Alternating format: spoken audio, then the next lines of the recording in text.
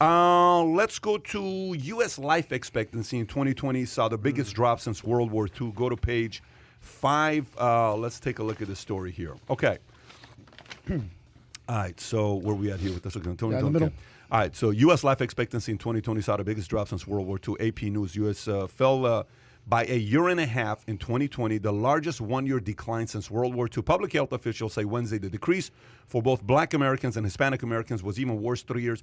The drop spelled out by the CDC is due to mainly COVID-19, which is responsible for close to 70% of the overall life expectancy decline. More than 3.3 million Americans died last year, far more than any other year in U.S. history, with COVID-19 accounting for about 11%. That killers other than COVID-19 played a role. Drug overdoses pushed life expectancy down, particularly for whites, and rising homicides were a small but significant reason for the decline for Black Americans. For decades, U.S. life expectancy was on the upswing, but that trend stalled in 2015 for several years before hitting 78 and 10 months in 2019.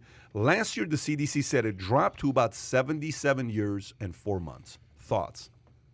It got up to 80 years, man. We're doing pretty good for a long time. Like, when I was a kid, if you met somebody in their 70s, you were like, wow, this guy's doing pretty good. Like, nobody in my family. Like, this goes back to kind of, we have to reevaluate the ageism and everything else where, we used to think, like, I remember when Tom Coughlin was being ousted by the Giants. I'm like, he's 70 years old. That's too old. And I'm like, he didn't grow up 12 years old smoking Marlboro Reds. He wasn't working in the mine since the time he was 9. We're all doing more later in life. If we go, I think it was for the longest time, it was stagnant at 72 years. Now it got up to basically 80 at 79 and 10 months, and then it retracted back to 77, which I have to imagine has to do with older people dying of COVID, right? Yeah, well, you got to remember, we're living in the baby boom era. Right, the baby boomers are dying out. So a lot of people are they're not understanding that the baby boomers are in that age and they're dying, right? They were born in World War II. They're in their 70s and 80s. It makes sense why in 2020 there's a drop in life expectancy because they're dying out. So we had a combination of COVID and baby boomers are passing away. I mean, the math makes sense. Seems scary if you don't know what the hell you're talking. You don't know history. But this doesn't bother you at all. There's no red flag about this or anything. Why? Why would there be? I tend to agree. Let me tell you why. Because the 3 main points said number one was, well, one of them was COVID.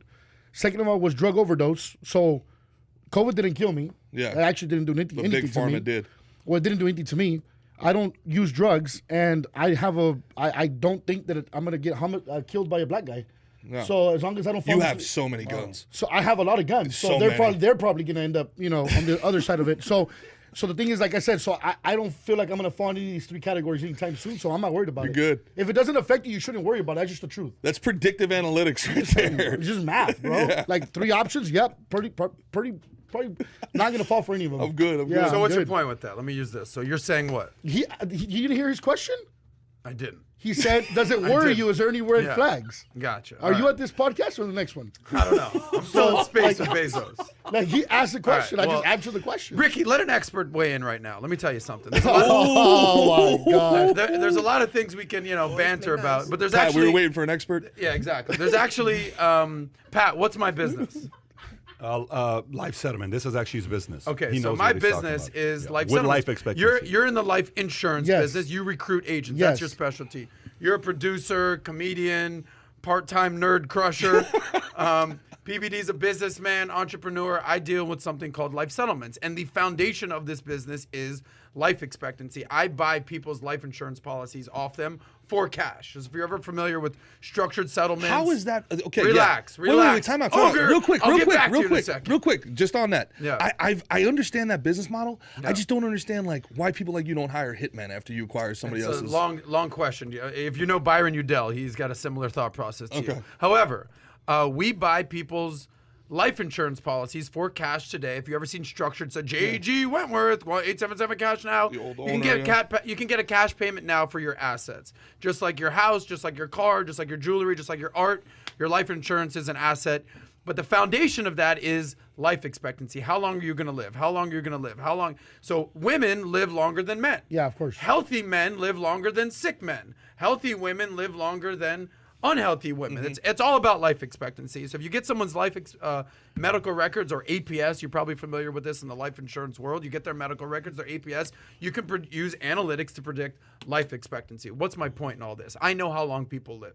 The healthier you are, the longer you live, especially with females. So in terms of life expectancy here, the number one killer by far is heart disease. That's because everyone in America is fat, overweight, and obese, and they're eating like shit. How We're dare fat. you. I'm sorry. You're strong. You're like strong fat. You're not just like fat. You know what I'm saying? Like there's a difference. He's not Baby Huey? He benches 500 freaking pounds. It's not like he's just getting forklift out of the house. Is that how he got his seat? And he sat on the other side. over These you? two were fighting over the seat. I was that's his guy. By the way, Ricky has lost, I don't know, maybe like 40 pounds to match. You look about great. 20 pounds. Shout out to you, Ricky. You look great. Appreciate it. And shout out to your beautiful wife back there. you. Number 2 is cancer. Yeah. Okay, so let me tell you something about cancer. I've dealt with this. I've had a girlfriend that had cancer. You might think you're doing great. Boom. Next thing you know, you get fucking cancer. Right. Shit. That came out of nowhere. Yeah. Right. That's something you can't plan for. Of course. Number 3 this past year was COVID. Okay, that was a blip in the radar. Obviously, life expectancy ain't going up during COVID. Why? Because people are catching COVID. A lot of old people are dying. Unhealthy people, fat people dying. Number 3, beyond that, are accidents. Yeah. People die because of accidents, okay? Car accidents, you're whatever. I mean, we can go on and on and on. Number 4 is respiratory disease, COPD, lung, whatever. Number 5, stroke, Alzheimer's, diabetes. All right, what's my point in all this? People are living longer. Something that you always talk about, something, Pat, that actually he just, I think you tweeted this the other day. Pat's getting a little creative right here. This is the greatest time to be alive. As a human. I agree. Okay. Yeah. Like 200 years ago, a guy named sucked. Gerard or a guy named Ricky could have just came and just beat you over the head with a shovel. Can you imagine? He would love that. Or shoot you in the streets and where do you live again? Would have been such a Bakersfield. good In warlord. Bakersfield, and that's it. That's it. It's over. Now, like, there'll be an investigation. Okay, so people are living longer than ever. Do you know the life expectancy in 1960 in America? Had to The be life expectancy? 62, 63 years old. Correct. It was 62 years old. 1980, do you know where it went to? 69. 73. Okay. By the way, do you know in 1960 when life expectancy was 62, you know where it was in India? 41. 41. Four. 40. Don't they suffer, in India. Don't they suffer from a lot of heart disease? Like, I don't know. They don't eat a lot of meat there, from what I hear. You know, in 2000, what the life expectancy was in America? 76.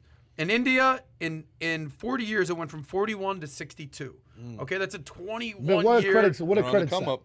What a credit! Modern advancement in medicine. People aren't smoking cigarettes. Like, you remember the movie, the show, The Mad Men, and just they're smoking. Like, imagine Freedom torches. Imagine if we were all just sitting right here, just smoking cigs, just having the time of our lives. Point is, now life expectancy is up to 78, 80. I think as people look, we all know people that live to 90, 100, no problem. Warren fucking Buffett is 90. What? How old is he these days? 90. 89. Charlie Munger's 95 years old. Bottom line is, if you take care of yourself and you don't smoke and you don't eat like crap, you could live to 90, 100, no problem. Millennials and Gen Z are going to, en masse, live to age 100. That's my prediction. So let me ask you guys a question. While you're doing this, by the way, that was very helpful with all the data you just gave. Blacks, Hispanics, whites. Who lives the longest? Whites. Yeah, the whites, Okay, who's second longest? Hispanics, Who's third? blacks. You ready? Can you pull up this article? Okay, so check this out. So Browns have a little bit of white So privilege. first too. on, do Control F, hit 72. Coconut theory. Coconut. Control F 72. This is March 29th. Okay, go down. Okay, right there. The report shows that while black Americans live to 72, whites live to 78. Okay? Whites live 6 years longer than blacks. But you ready for the shocker? Go to the next article I sent you. White privilege. In fairness, though, the Watch blacks this. look better. Watch, in 70s. watch do. this. They do. Black don't Watch crack, this. yeah. However, the life expectancy at birth for U.S. Hispanic population, 81.8.